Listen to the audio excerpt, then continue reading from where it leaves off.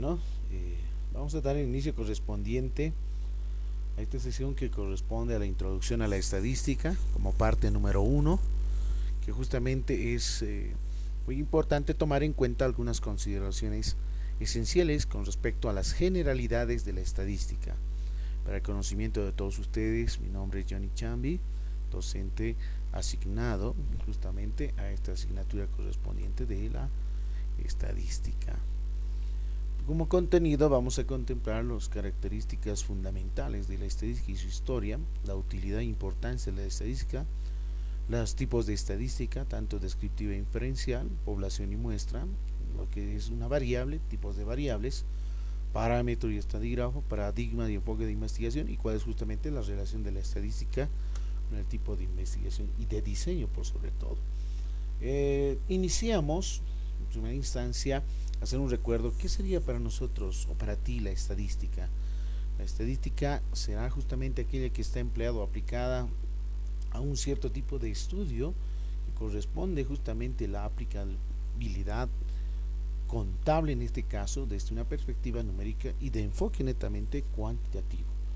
Para esto tomamos en cuenta algunos elementos muy fundamentales y hacer justamente la definición conceptual. Es una ciencia que trata sobre la recompilación y la organización, presentación, análisis e interpretación de la información con el apoyo matemático a través de estudios investigativos y científicamente diseñados y realizados con el objetivo de tomar decisiones al respecto de un determinado problema. Vale decir que tiene la aplicabilidad de la estadística dentro de la investigación. Es muy importante también recordar que la estadística es una ciencia que facilita las soluciones de los problemas en los cuales necesitamos conocer ciertas características, comportamientos de algún determinado evento de una determinada población o sucesos o hechos que van ocurriendo a nivel en nuestro contexto. Veamos un poco de la historia con respecto a lo que es la estadística y cómo va trascendiendo desde épocas antiguas. Muy bien, para esto damos a conocer justamente que la estadística surgió en épocas muy remotas, ¿no? Donde se ha dado justamente en los desarrollos mismos de la evolución del ser humano, de hechos simples de recolección de datos hasta la diversidad, como se puede observar en el gráfico correspondiente, en los cuales se daban justamente la cantidad numérica de objetos, de animales, en este caso, y justamente el conteo correspondiente mediante representaciones, pinturas, gráficas que justamente el arte rupestre es la que denotaba justamente el origen de la estadística con justamente a través de ciertos escritos, crónicas, datos que se pueden obtener a partir de aquellos restos arqueológicos durante la Edad Antigua. Es así que utilizaban justamente las representaciones, algunas gráficas, símbolos que también los marcaban justamente en pieles, rocas, palos de madera y por sobre todo en paredes de diferentes cuevas, ¿no? Por ejemplo, en poder hacer el número de personas o el conteo del número de personas, de animales, de cierto tipo de cosas u objetos. Es así que la razón de esto se va formando en la misma sociedad misma, que a partir de los nómadas, el sedentarismo mismo de la evolución del hombre, toma en cuenta la necesidad de identificar justamente la cantidad poblacional que comprendía como por ejemplo una determinada tribu, cuántos bienes cuentan o qué productos son los que van cosechando de manera proporcional con relación al año correspondiente, y de la misma forma con respecto a aquellos trabajos que se toman en cuenta para ver cierto tipo de cantidades. Los babilónicos en los años 3000 antes de Cristo usaban justamente, como se puede observar, algunos datos de tablillas de arcilla, de piedra, ¿no es cierto?, que recopilaban datos y se marcaban justamente con respecto a la producción agrícola y de los géneros vendidos mediante el arte justamente numérico de datos numéricos que probablemente y se van mencionando justamente este término que es muy interesante, el trueque.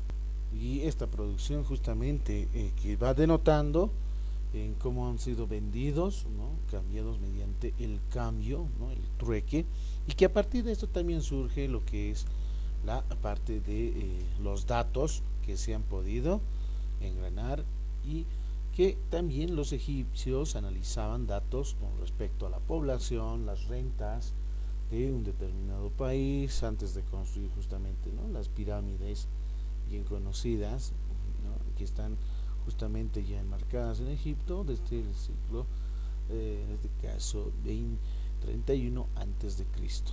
Como se puede observar en el gráfico correspondiente, denota la cantidad, ¿no? En estas figuras, en esta pintura en realidad, que se denota el marcado correspondiente con respecto a la producción, la parte de la numeración cuantificable de los datos, de los ya sean de objetos, de animales, entre otros. De la misma forma también han existido censos dentro de los egipcios, que también es la parte muy interesante cómo estaba organizada y administrada en este determinado pueblo. Y ellos llevaban justamente pues, movimientos poblacionales continuamente, los censos, para ir identificando la cantidad de personas que habitan. Asirios también fue Sargón II, el rey de Asiria, quien fundó una biblioteca en Nínive, y esta biblioteca no se guardaban poemas u obras, ¿no? Sino más aún era una recopilación de hechos históricos, religiosos, importantes datos estadísticos sobre la producción, cuentas y así como también datos de la medicina y astronomía. Por otro lado, los chinos también efectuaron censos, más de 40 ciclos.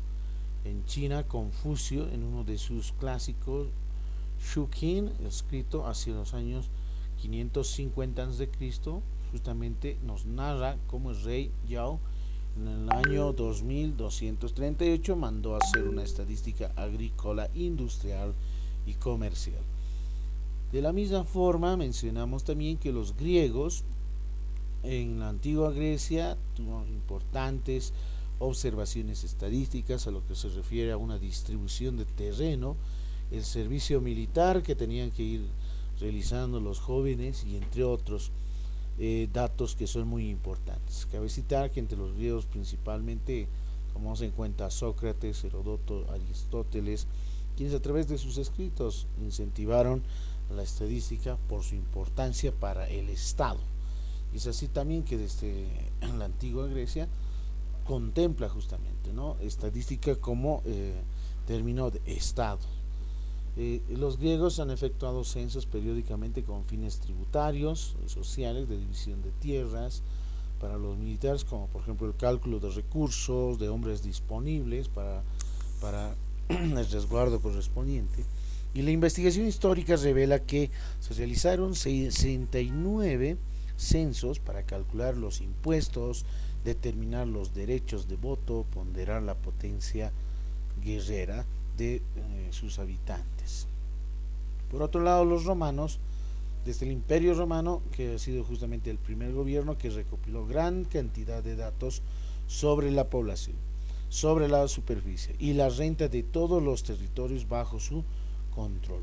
Es así que los romanos también van utilizando desde una organización política, ya que los romanos, maestros y este tipo de organizaciones fueron los que mejor supieron emplear los recursos de la estadística. Es así también que durante la Edad Media, ahí tenemos a Carlomagno en Francia y a Guillermo el Conquistador en Inglaterra, trataron de revivir la técnica romana. Estos métodos estadísticos que permanecieron casi olvidados durante la Edad Media. Y cómo no decirlo también los incas, ¿no es cierto? Por ejemplo, desde Perú, ahí tenemos justamente, se han establecido algunos procedimientos peculiares registrados, como por ejemplo el registro de los nacimientos, de las defunciones y otros sucesos cuya responsabilidad incumbía en autoridades públicas. Este tipo de cultura de las Américas tiene un mérito de haber sido también uno de los registros fundamentales, por ejemplo, exactamente la cantidad, la edad, sexo de los habitantes entre diferentes provincias de Perú.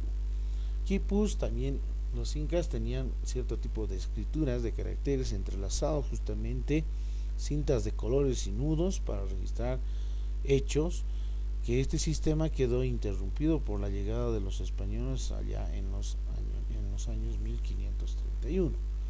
Y también tenían cierto tipo de significado con relación a la parte de producción, con relación a la cantidad, en este caso, de la determinada población.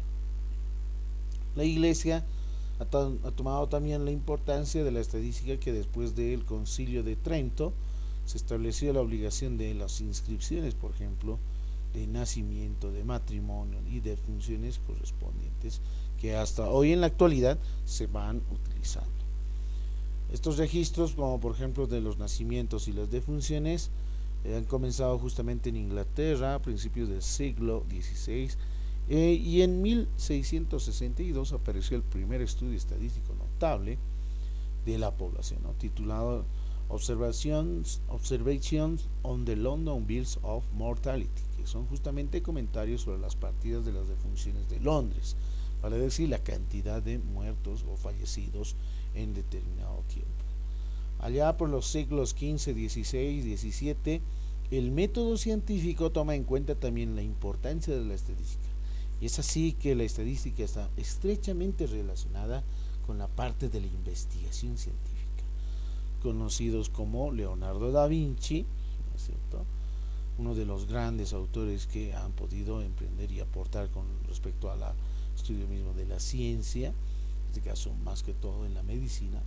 Nicolás Copérnico, que también ha tomado en cuenta con respecto a los estudios, ¿no es cierto?, de los astros, mismo justamente si la Tierra era concéntrica, heliocéntrica, entre otros elementos muy importantes. Galileo Galilei, tenemos a Neper también, Galileo, que también ha realizado trabajos relacionados a la astrología, Neper con relación a tipo de estudios, con relación a la parte de los logaritmos, aquellos aportes que justamente eran para la parte de los crecimientos poblacionales, que por todo se utilizaban.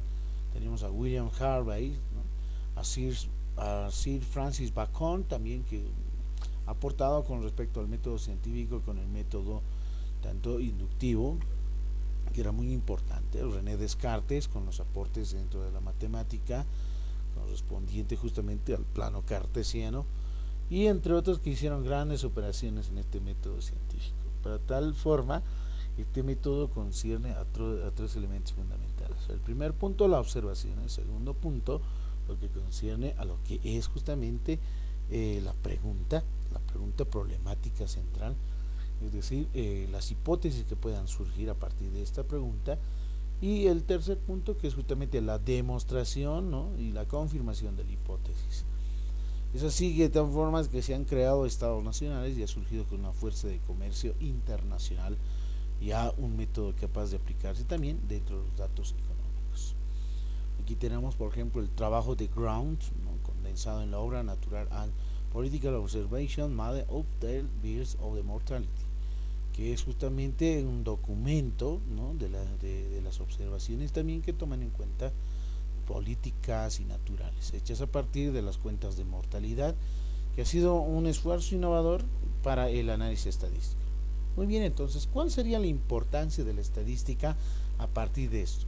Tomamos en cuenta que la estadística es muy importante dentro de las ramas y de las ciencias. Un conocimiento estadístico es muy importante, la utilidad misma de descubrir la existencia o no existencia de problemas de nuestro contexto, identificar posibles factores explicativos de problemas previamente formulados, evaluar soluciones aplicadas a los problemas, y es la parte justamente, ¿no?, en la importancia de la ética misma. Es así que también tomamos en cuenta que quienes han utilizado la estadística, organismos oficiales, vale decir, dentro de un estado, diarios y revistas, que hoy en día también los periódicos, como ustedes pueden observar, siempre denotan datos estadísticos, ¿no es cierto? Tenemos ahí a expertos políticos, politólogos para el análisis de datos, ¿no?, en este caso, como por ejemplo el análisis de datos, ¿no?, electorales, se podría pues en deportes también de la misma forma, ¿no? El porcentaje, cantidad, quienes han ganado, la cantidad, el número de goles, etcétera, ¿no? Para marketing empresarial también es muy importante la estadística, el control de calidad de la misma forma, ¿no? Cómo va a ir creciendo o va aún bajando de calidad con respecto a cierto tipo de producto. Para los administradores, ¿no? De empresas que también requieren justamente de la estadística, y sobre todo los investigadores científicos para la parte de poder realizar tesis y que uno de los capítulos contempla los resultados de la investigación. De la misma forma, los médicos también tienen una parte de los datos estadísticos con relación a la cantidad tal vez de enfermos, como hoy en la actualidad en la pandemia se puede observar el porcentaje, la cantidad, ¿no? De enfermos infectados con COVID, aquellos que han pasado el COVID, aquellos que tienen ya la vacuna, como por ejemplo la cantidad de vacunados, y por sobre todo cientistas educadores, ¿no? Y entre otros, ¿no? Cientistas educadores en poder hacer cierto tipo de análisis dentro de un determinado contexto, analizando en este caso algunos datos como género, sexo, edad, puede ser tal vez el rendimiento mismo, el aprendizaje, la enseñanza, con relación a cuantificadores porcentuales en los cuales se vaya denotando para investigaciones futuras, por sobre todo, ¿no? Dentro del ámbito educativo, que es muy importante. Por lo cual, mencionamos, indicamos, ahora veamos tipos de estadística, que son justamente la estadística inferencial y la estadística descriptiva, y que justamente esto define desde el libro de Rufino Moya, que se encuentra en la página 2 y 3. Aquella que menciona la estadística inferencial en realizar inferencias, la teoría al azar, y lo que es la estadística descriptiva. También está conocida como estadística deductiva, la estadística inferencial como la estadística inductiva. Muy bien, entonces vamos a lo que toma en cuenta lo que es una referencia, inferencia estadística. Es así que tomamos en cuenta que la estadística inferencial es la rama de la estadística que utiliza la información obtenida del estudio de una determinada muestra para hacer inferencias sobre la población. La estadística inferencial también se lo dice estadística inductiva, ¿no? ¿Por qué aplicamos el método inductivo? Vale, es decir, trabajamos con una muestra para poder generalizar datos. Comprende también la aplicación de una serie de técnicas estadísticas especializadas para inferir características de una determinada población, y es así que se llama, ¿no? Inferencia estadística o estadística inferencial en algunos casos. Por el año 1540 el alemán Sebastian Muster realizó alguna compilación estadística de los recursos nacionales, comprensiva de la parte comprensiva de los datos sobre la organización política, instrucciones sociales, comercio, la parte del poderío militar. Durante el siglo XVII ha aportado indicaciones fundamentales con respecto al método de observación y el análisis cuantitativo, que obviamente implícitamente está la estadística. En estos campos, sobre todo de la estadística inferencial y la teoría estadística. Rufino Moya lo define la inferencia estadística, aquel conjunto de métodos o técnicas que posibilitan la generalización o toma de decisiones en base a una información parcial, particular, obtenida mediante técnicas descriptivas. Es decir, es un estudio estadístico que se considera inferencial cuando se pretende inferir o predecir conclusiones que atañen a toda la fuente de información de donde provienen los datos. Pueden encontrar en la página número 3 del libro de Rufino Moya. Cuando se habla de estadística inferencial o inferencia estadística, mencionamos a la teoría de las probabilidades. Allá en el siglo XVII y principios justamente del siglo XVIII, matemáticos como tenemos a Bernoulli, Francis Messer, Lagrange, Laplace desarrollaron teoría de probabilidades. No obstante, durante cierto tiempo la teoría de probabilidades ha limitado su aplicación a algunos juegos al azar que hasta el siglo XVIII no comenzó a aplicarse a los grandes problemas científicos, ¿no? Es bien importante el aporte de la teoría de las probabilidades, de la teoría de los juegos, en los cuales también hace una inferencia en poder predecir, deducir, no solamente de manera muy concreta y objetiva, ¿no?, un resultado, sino en realidad varios resultados en base a los sucesos y a los eventos que se vayan tomando en cuenta de ciertos experimentos.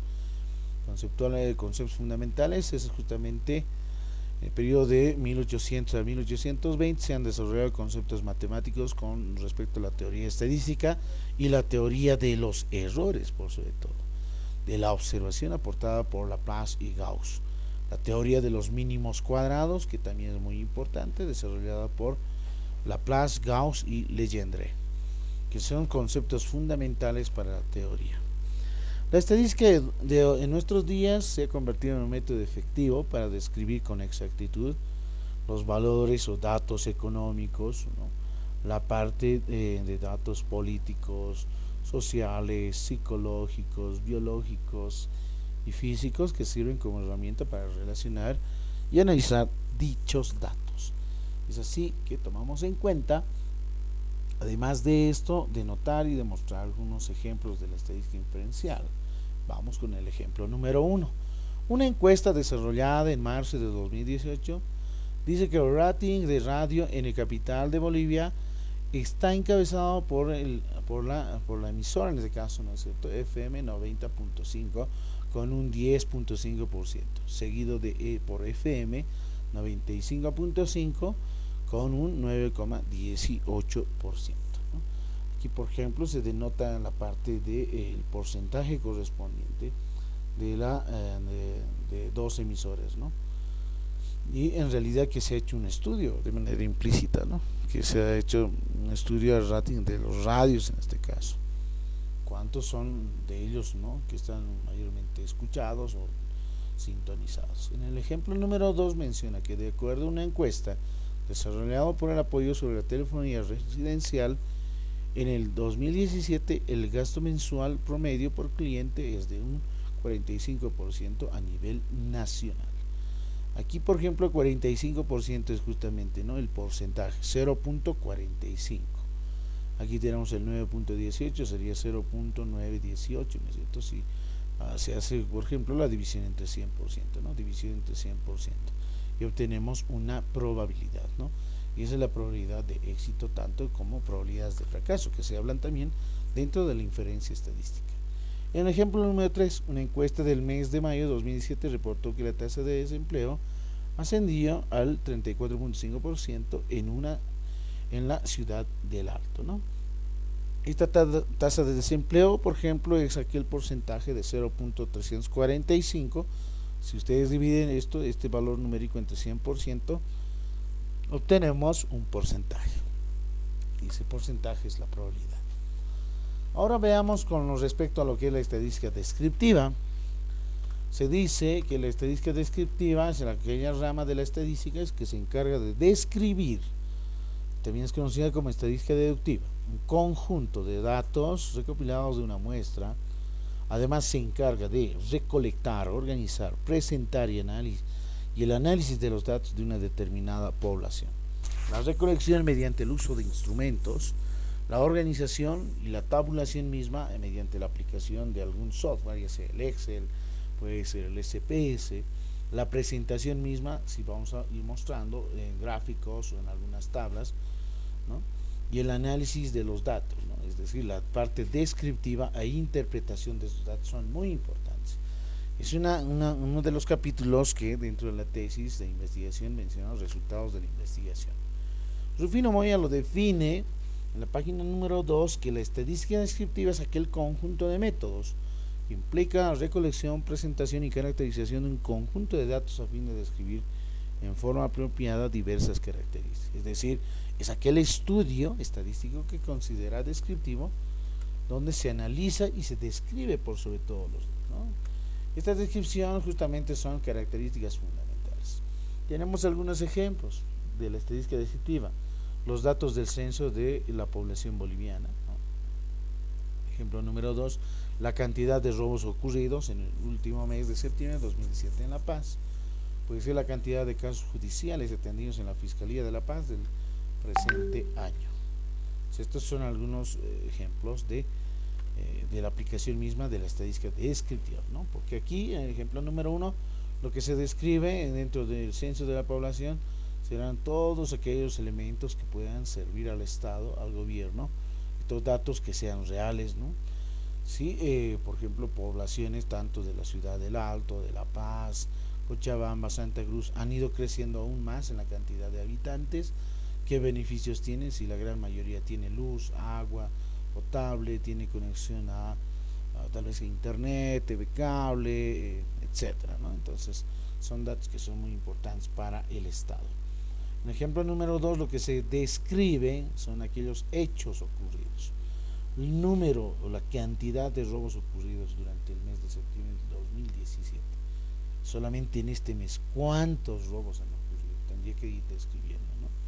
Y el ejemplo número 3 justamente menciona aquella cantidad de casos judiciales que son atendidos, ¿no? ¿Cuántos? ¿Cuál es el porcentaje que la Fiscalía de La Paz ha podido, ¿no?, atender estos casos judiciales en este año, en este caso, ¿no?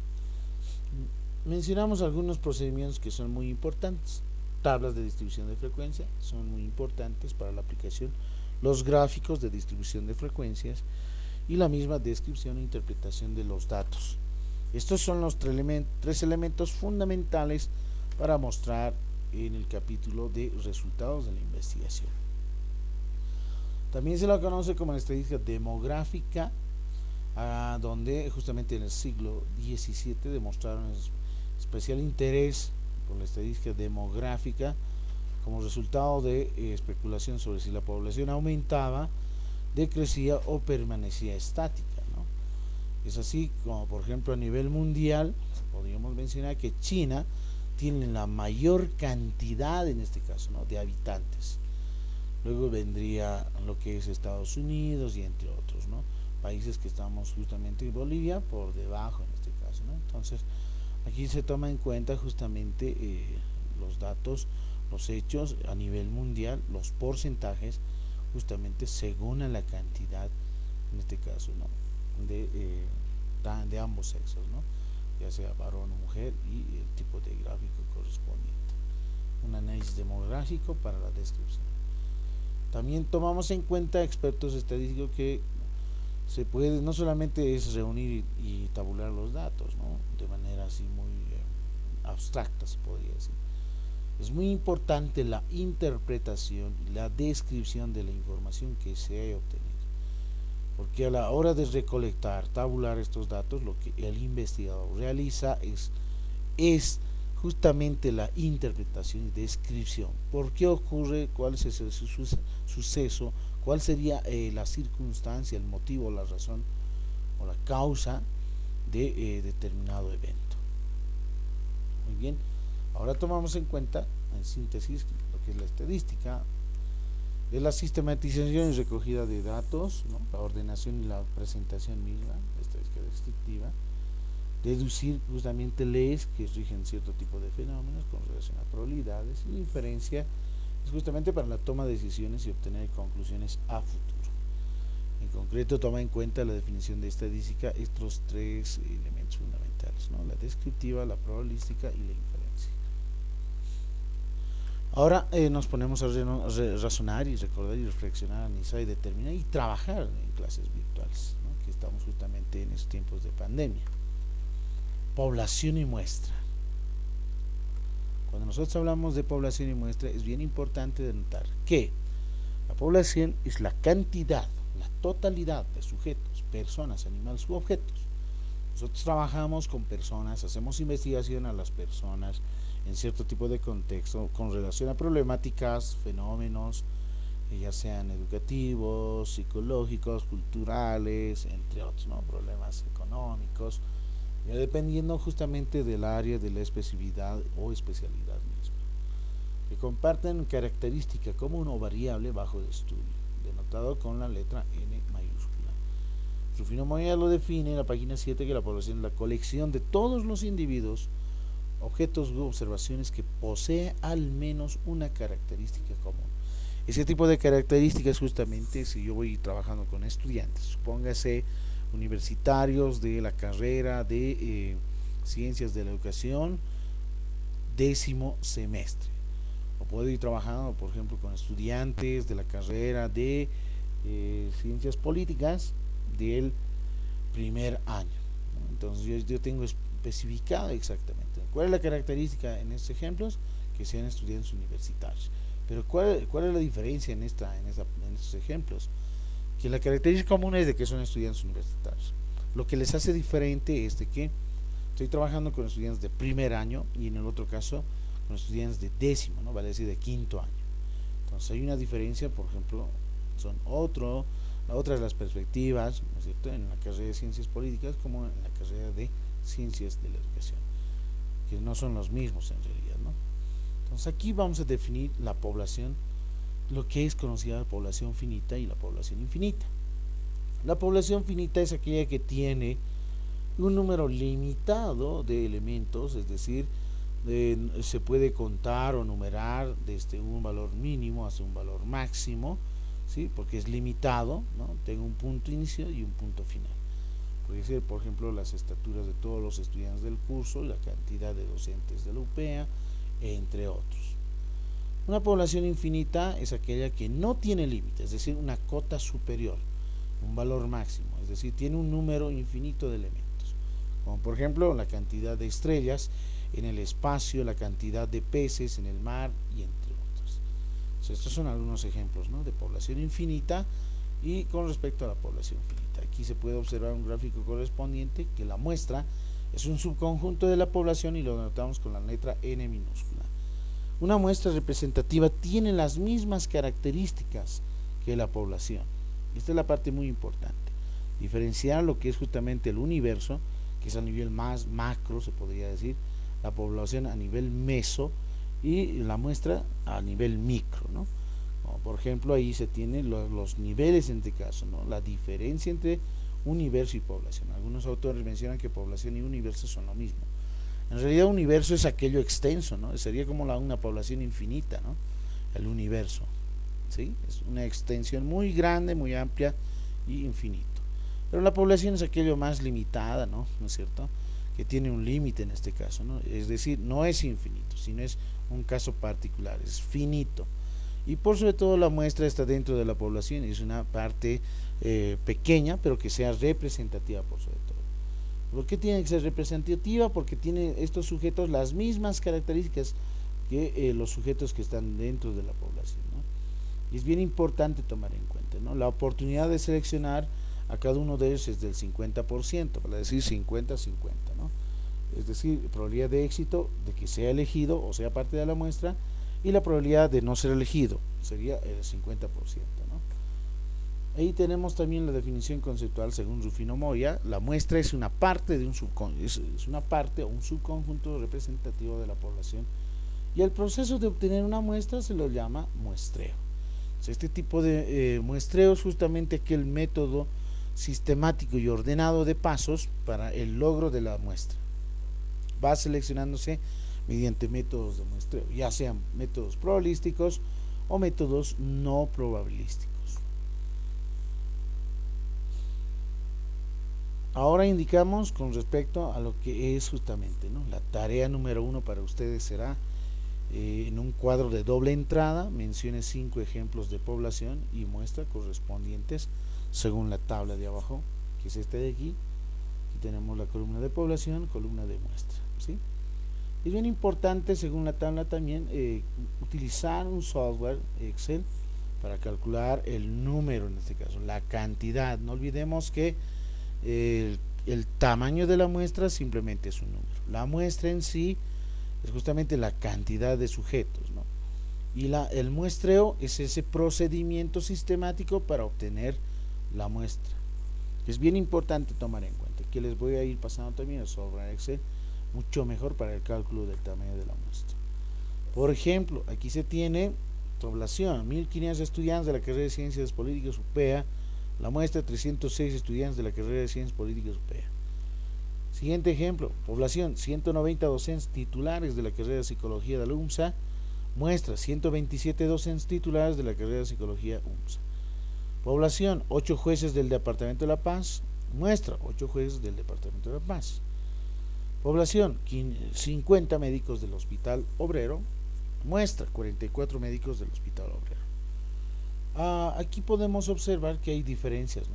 Por ejemplo, si la población es muy grande, obviamente la muestra va a ser más pequeña, ¿no? Pero si la población es muy pequeña, como en este caso 8, no es necesario calcular, ¿no?, una muestra, sino se toma en cuenta a todos los sujetos, ¿no?, que van a ser investigados. Si son 8, a los 8, ¿no?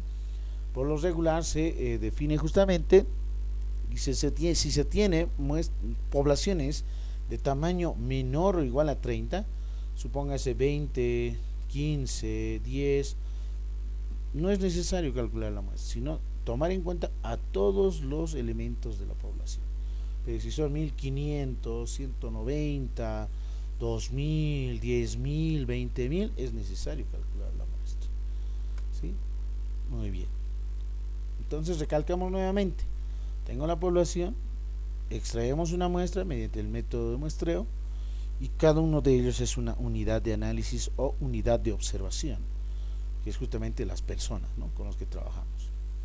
Es el total de unidades de análisis, se podría decir, estas personas, que son justamente, cada uno de ellos es una unidad de análisis, pero cuando seleccionamos una muestra que es representativa justamente, ¿no?, que tengan las mismas características de estas unidades provenientes de la población. ¿Quiénes van a ser medidos? Los sujetos, ¿no?, principalmente. No necesariamente vamos a trabajar con algunos objetos, sino mayormente nosotros trabajamos con sujetos dentro de la investigación científica. La variable que se puede medir y representar son características, ¿no es cierto? ¿Qué tipos de variables? Y eso lo vamos a ver más adelante, si son variables cuantitativas, si son variables cualitativas, entre otros. Ahora vamos a definir entonces qué es una variable y qué tipos de variables existen. Una variable se lo define justamente aquella característica, ¿sí?, de interés sobre cada elemento individual, es decir, de una persona, de una población en sí o de una determinada muestra. Para decir, es la característica, es esa propiedad que contempla la variable y que puede ser justamente variable en el sentido de que puede asignarse diferentes valores. ¿Qué es un dato? El dato es un valor de la variable asociado a un elemento de una población o muestra. Este valor puede ser un número, una palabra o un símbolo. Finalmente, un ejemplo tenemos aquí: la familia González tiene 4 miembros, sus ingresos mensuales son de 1.600 y 2 son de sexo femenino y 2 son de sexo masculino. En este caso, la familia González, ¿no es cierto?, contempla 4 miembros. ¿Qué sería 4 miembros? En este caso, la cantidad, ¿no es cierto? ¿Cuál sería la variable, las variables correspondientes? Tenemos, por ejemplo, variables ingresos mensuales, ¿no es cierto? Tenemos la variable sexo, ¿sí?, que son justamente identificadas. ¿Cuáles serían los datos? El dato, por ejemplo, sería 1.600 y el dato sería de que 2 son de sexo femenino y 2 son de sexo masculino, ¿no? El dato es simplemente un número. Las variables. No olvidemos que los datos también son un conjunto de valores recolectados para la variable y que cada uno de los elementos que pertenecen a la población o muestra. Ejemplo, sea la variable X, 2 puntos igual, estoy definiendo cantidad de miembros recolectados de 5.000 familias residentes de la capital de Sucre. Nuestra variable es el número de miembros, ¿no? ¿De cuántos? Hemos recolectado de 5.000 familias, ¿no?, residentes de la capital de Sucre. En el ejemplo número 2, el conjunto de las calificaciones, ¿no? X igual definido, 2 puntos igual, definimos calificaciones, la variable calificaciones de 45 estudiantes del módulo 6 de estadística descriptiva. ¿Cuál es nuestra población? 45 estudiantes, ¿no? ¿Cuál es nuestra variable? Calificaciones. Entonces tomamos en cuenta que ese tipo de procedimiento entre población y muestra son muy importantes nuestras unidades de análisis, ¿no? Unidades de análisis a aquellos, por ejemplo, aquí si estamos en una empresa, entonces los sujetos serían justamente, ¿no?, los trabajadores de la empresa. ¿Qué tipos de variables podemos obtener? Variables como sexo, edad, salario, número de horas de trabajo, entre otras variables. Ahora mencionamos e indicamos lo siguiente. Es muy importante tomar en cuenta, además de esto, datos cuantitativos relacionados a edad, ingreso, aumento de peso, como también datos cualitativos, es decir, para variables cuantitativas y para variables cualitativas. persona, si está casado o no está casado. Podemos obtener también el rango, ¿sí? Con relación a los maestros, ¿no? Si algunos tienen rango, por ejemplo, del tipo, en este caso, si son docentes, si son titulares, si son invitados, invitado antiguo, si es en este caso contratado, etcétera, ¿no? De cierto tipo de rango. Hablamos de variables cualitativas, o también conocidas atributos, que se clasifica o describe un elemento de la población. Los valores que pueden asumir no constituyen un espacio métrico, ¿no? Por lo tanto, las operaciones aritméticas como sumar y obtener promedios no son significativos, ¿no? Ejemplos de variables cualitativas: sexo, nacionalidad, marcas de auto, grado de satisfacción con la universidad, entre otros. Puede ser también color de ojos, color de piel, etcétera. Las variables cuantitativas o numéricas cuantifican un elemento de la población, los valores que puedan asumir, ¿no? Constituyen un espacio métrico. Por lo tanto, las operaciones aritméticas como sumar y obtener promedios son de manera muy significativa, ¿no? Ejemplo: cantidad de habitaciones, puede ser la cantidad de habitantes, número de estudiantes, número de hijos, kilómetros recorridos, tiempo de vuelo, ingresos económicos diarios, mensuales, etcétera. Estas son las variables cuantitativas. En este ejemplo podemos observar la clasificación MIR, ¿no? Variables cuantitativas son continuas y discretas. Continuas con relación a los que comprenden en intervalos, como por ejemplo peso, estatura, temperatura, velocidad, etcétera, ¿no? Las discretas con valores enteros, es decir, números enteros, ¿no? Número de hijos, número de empleados de una empresa, número de asignaturas aprobadas por un semestre, etcétera. Por otro lado están las variables cualitativas, nominales y ordinales. Las nominales, como por ejemplo, puede ser color, ¿no es cierto? Son cualidades en este caso, ¿no? Sexo, deporte, favorito, color de ojos, etcétera, que no tienen, ojo aquí, no tienen orden, ¿no? Mientras las ordinales sí tienen un orden, ¿no? Esta característica, como por ejemplo, calificaciones, ¿no? Satisfactorio, no satisfactorio, puede ser aprobado, no es aprobado, grado de interés por un tema, puede ser el grado militar, puede ser el grado o nivel de estudio, el nivel de profesión, etcétera. Entonces son algunas variables cualitativas. Orden de los datos. Para ordenar los datos es aquel procedimiento en el que se destaca si están establecidos o listados justamente de manera ascendente o descendente. Hay dos métodos comunes: listado de orden ascendente, y el otro es el método de tallos y hojas, bien conocido, ¿no? Para hacer las ordenaciones de los valores numéricos. Como por ejemplo, voy a ir denotando, se considera una variable estudio, que es el peso de 25 estudiantes. Aquí están los pesos de 25 estudiantes, se encuentra en la siguiente tabla, y lo que hay que hacer es ordenarlos, ¿no? Ir ordenando. A ver, veamos como por ejemplo, listado de orden ascendente. ¿Qué significa? Que este proceso es ordenar de menor a mayor, ¿no? Entonces yo observo el conjunto de datos, la base de datos, y voy seleccionando, voy ordenando desde los menores, ¿sí? 40, 42, 44, 45, etcétera, ¿no? Entonces voy llenando de menor a mayor, ¿sí? Hasta llegar hasta la finalización, ¿no? De menor a mayor. Entonces este es el listado, ¿no? De forma ascendente. Por otro lado, el método de tallos y hojas: si los números de los datos están formados por dos dígitos, se hace una columna con el primer dígito de decenas, y a la derecha de cada uno de ellos se escribe en fila solo el segundo dígito, en cada uno de los datos que tengan el mismo primer dígito. ¿En qué corresponde el método de tallos y hojas? Para una ordenación de datos.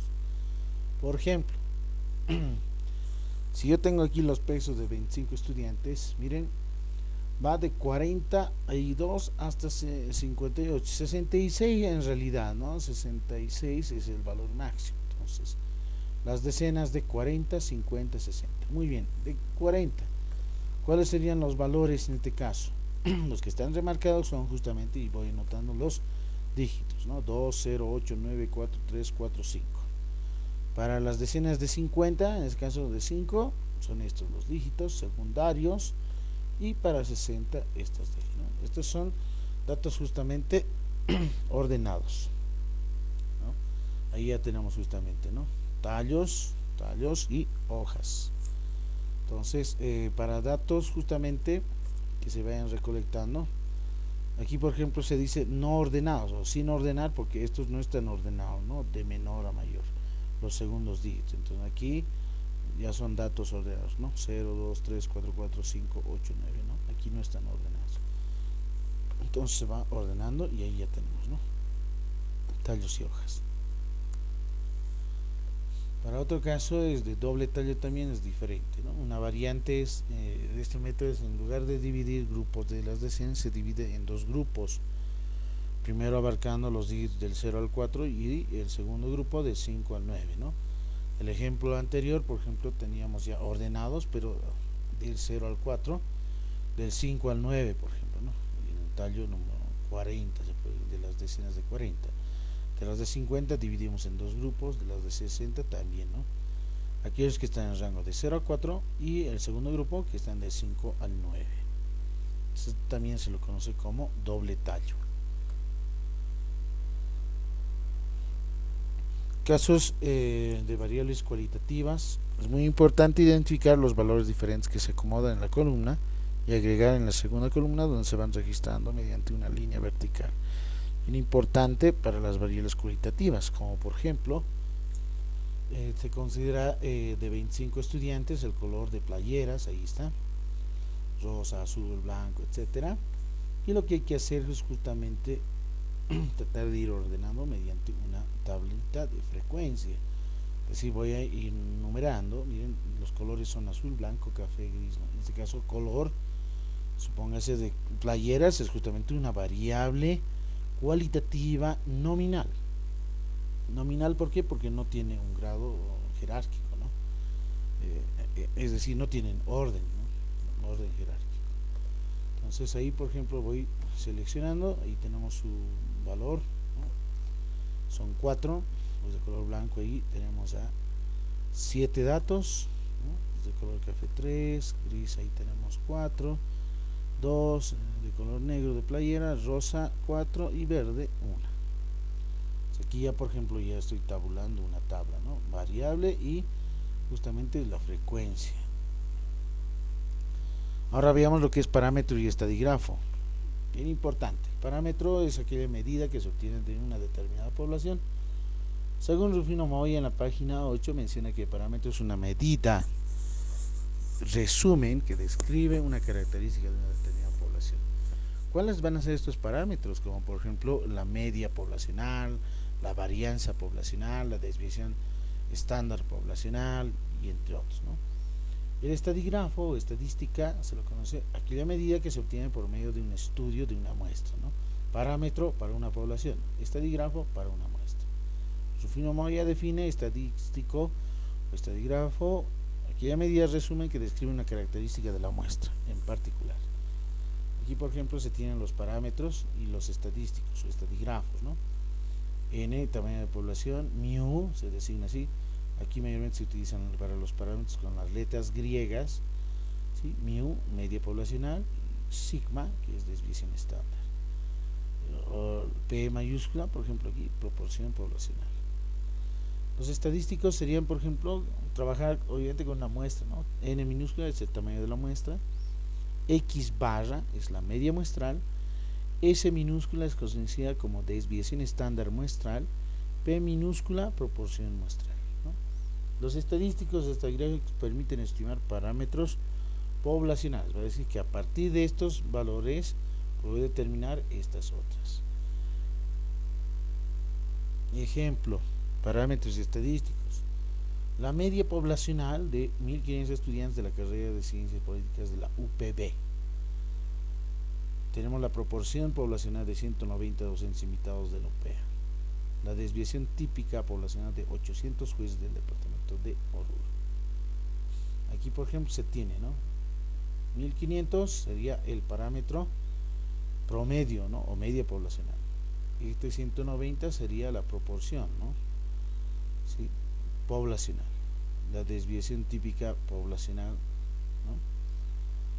estadísticos como el coeficiente de inteligencia promedio de una muestra de 306 estudiantes de la carrera de Ciencias Políticas UPEA. La proporción muestral de 127 niños y niñas del centro infantil XY. La desviación estándar muestral de los test aplicados a 150 jueces de Sucre. Ahora mencionamos el método estadístico. A diferencia con el método científico, ¿no? El método científico de investigación se basa en dos tipos de razonamiento. En este caso, razonamiento deductivo e inductivo, ¿no? Son los dos métodos fundamentales y bases para todas las ciencias. El método deductivo es justamente aquel razonamiento lógico que parte de lo general a lo particular. El método inductivo es contrapuesto al método deductivo. Inductivo en el sentido de que aquel razonamiento lógico que parte de la parte específica o en particular para generalizar leyes, generalizar propiedades y resultados. El método deductivo es muy importante para utilizar un razonamiento, para que se formulan cierto tipo de hipótesis generales de un determinado problema y se deducen particularidades de este razonamiento, ¿no? Este método se aplica mayormente, el método deductivo, en la estadística descriptiva, pues que se lo dice y se la conoce como estadística deductiva. Por otro lado, el método inductivo, como ya se ha mencionado, es el proceso inverso que parte de las observaciones particulares de ciertos fenómenos y se intenta deducir, generalizar reglas. Este método se aplica mayormente dentro de la estadística inferencial, por eso es que se lo conoce como estadística inductiva. Ahora, muy bien, tomamos en cuenta algunas etapas del método científico. Rufino Moya en la página 14 menciona que las etapas del método científico toman en cuenta tres elementos fundamentales: la observación del fenómeno, la formulación de una o varias variables, la hipótesis mediante la cual se pueden explicar hechos observables, la verificación de la hipótesis mediante nuevas observaciones. Estos son los tres etapas del método científico según el filósofo matemático Bertrand Russell, que la ha definido justamente, ¿no? Aquí tenemos un esquema en cómo se va desarrollando en parte de un tema de investigación. Es bien importante, antecedentes previos con relación a la revisión, literatura bibliográfica, la base fundamental de algunas investigaciones o con la investigación que se tiene pensado, los objetivos que se quieren con respecto a la investigación, la formulación de preguntas de investigación, las posibles hipótesis o respuestas a demostrar, la unidad de análisis, con quienes se van a ir trabajando, con qué sujetos, la población y variables. Y estos datos son muy importantes porque hay que organizar y hay que resumir. Con la estadística descriptiva, mostrando tablas, gráficos, medidas descriptivas, y por sobre todo la interpretación de esos gráficos, ¿no? Y de esas tablas. ¿Con quién se va a trabajar? Si es con una población o con una muestra, y si es la muestra, hago inferencia estadística. Y si solamente trabajo con la población, de manera directa, ¿no? Con la estadística descriptiva. Para obtener conclusiones, obtener la información correspondiente. Este es el esquema de un estudio estadístico. Hablamos también de paradigmas de investigación, algunos paradigmas que son muy importantes. Tomar en cuenta la metodología cuantitativa, cualitativa y la mixta, ¿no? Cuali cuantitativa o cuanticualitativa. También se lo conoce como enfoque cuantitativo, que toma en cuenta desde los enfoques desde un paradigma positivista, postpositivista. El método o los métodos que se aplican en este enfoque cuantitativo menciona mediante investigaciones exploratorias, descriptivas, correlacionales o relacional, explicativa, predictiva, aplicativa. ¿Qué técnicas e instrumentos utilizan? Test, escalas, cuestionarios, indicadores sociales, pruebas objetivas, algunos inventarios, observación sistemática. Dentro de la metodología cualitativa tomamos en cuenta desde un paradigma sociocrítico o naturalista hermenéutico. Si fuese sociocrítico, es la que describe, comprende y transforma la realidad a partir de los usos de los métodos como métodos de investigación, ¿no? Investigación-acción, investigación evaluativa, qué técnicas e instrumentos se utilizan, matriz de decisiones, grupos focales, técnicas Delphi, campos de fuerza, sistemas de ideas clave, triangulación de datos, triangulación de resultados, análisis documental. Desde el enfoque netamente cualitativo, de paradigma naturalista o hermenéutico, tomamos en cuenta el interpretativo y el constructivista. El interpretativo describe la realidad a partir de los métodos de la etnografía, fenomenología, estudios de caso, etnometodología, narrativo biográfica. Y por el otro lado, si son de este tipo constructivistas, es decir, comprende la realidad a partir de los métodos usuales del interaccionismo simbólico, teoría fundamentada o fundada por medio de técnicas e instrumentos utilizables como grupos de discusión, notas de campo, diario de campo, entrevistas, ya sean grupales, individuales por sobre todo, entrevistas en profundidad, sondeo de problemas, autobiografía, historias de vida, observación no participante y como también la observación participante. Y finalmente, para el tipo de metodología de un enfoque netamente mixto, también se denomina justamente aquellos tipos de investigación de métodos mixtos, investigación mixta, investigación multimétodo, por medio de técnicas e instrumentos, que son justamente los diferentes métodos, tanto cualitativas como cuantitativas, según se requiera para la investigación. En esto corresponde justamente los paradigmas de la investigación. ¿Qué tipos de enfoques? Las que se han mencionado: enfoque cuantitativo, mixto y cualitativo. Si es cuantitativo, esta es una fuente bibliográfica extraída del libro de Hernández Sampieri, que pueden utilizar y en otros libros y en los textos básicos como Pablo Casado, Mario Tamayo y Tamayo. El cuantitativo, mayormente el libro de Mario Bunge menciona, indica también aquellos fenómenos, características, son fenómenos que se miden, ¿no? Se usa la estadística, se emplea la experimentación, mide justamente la relación del análisis de causa y efecto, ¿no? Variable independiente, variable dependiente. Proceso secuencial, deductivo, probatorio, que analiza de manera objetiva. ¿Qué bondades tiene el enfoque cuantitativo? Precisión, sobre todo réplica, predicción, control sobre fenómenos y la generalización de los resultados. El enfoque cualitativo, su característica principal es no buscar la réplica, conducido a ambientes naturales, significados extraídos de datos, no se fundamenta en la estadística. ¿Cuál es el proceso? El proceso inductivo recurrente, analizar justamente la realidad desde una perspectiva subjetiva y no se tiene secuencia circular. Algunas bondades son que se profundizan ideas, es más amplio, tiene una riqueza interpretativa y contextualizada justamente el fenómeno. Y el mixto es justamente la combinación de ambos enfoques de investigación. ¿Qué tipos de investigación son los que mayormente se utilizan? Paradigmas y modelos en base a qué? Paradigma cuantitativo, cualitativo y sociocrítico. Si tomamos en cuenta que es un paradigma cuantitativo, ¿no? Es decir, de enfoque cuantitativo, en este tipo de modelo, tipo de investigación puede ser investigación experimental, cuasi experimental, ex post facto, puede ser investigación histórica, investigación descriptiva, investigación correlacional, investigación exploratoria, investigación explicativa, etcétera.